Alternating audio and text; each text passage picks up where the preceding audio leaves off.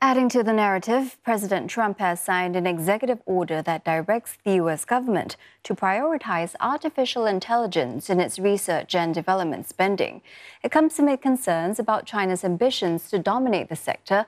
Wei Du explains how this might become the next area of contention between the two powers. This executive order right now is very light on details.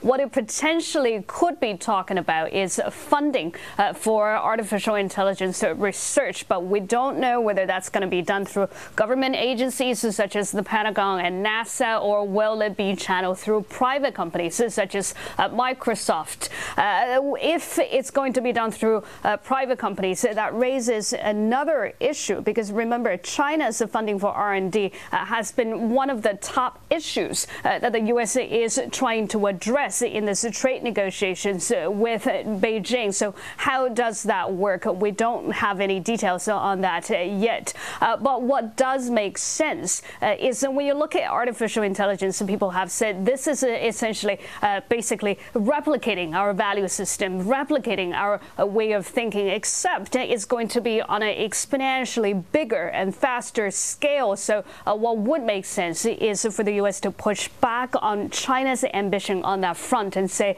a Chinese way of thinking cannot dominate the future of the world. And look, if we're going to call this relationship between the U.S. and China the new Cold War, well, what is a Cold War without a new arms race?